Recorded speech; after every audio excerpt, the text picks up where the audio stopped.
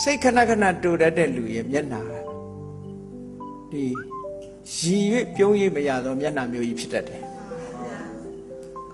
ဟုတ်တယ်အဲ့ဒါလေတချို့မျက်နှာကြတော့ကြည့်လိုက်လို့ရှိရင်မပြုံးပေမဲ့လို့ပြုံးနေတယ်လို့မြင်နေရဘာလို့လဲဆိုရင်သူ့စိတ်ကိုအကြည်လင်းနေတာမေတ္တာသက်ဝင်ကြည်လင်းနေတဲ့ပုဂ္ဂိုလ်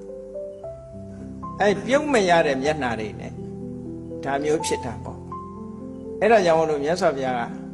လူတွေရဲ့စိတ်အသွင်သဏ္ဍာန်ဟာမျက်နှာရိပ်ပေါ်မှာလာပြီးတော့ထင်ပေါ်နေတယ်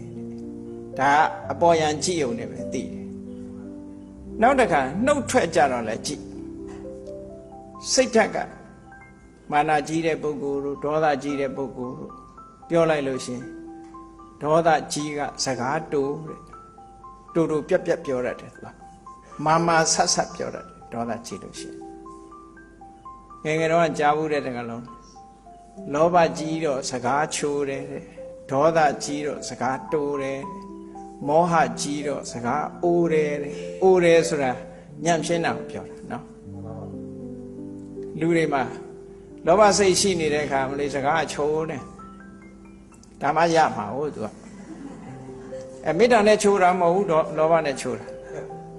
ဒေါသကြီးတဲ့ပုဂ္ဂိုလ်ကြတော့စကားမာဆက်ဆက်နဲ့တိုးတောင်းတောင်းပြောတတ်တယ်စိတ်တူတယ်မောဟကြီးတဲ့ပုဂ္ဂိုလ်ကြတော့အစင်မပြေဘူးစကား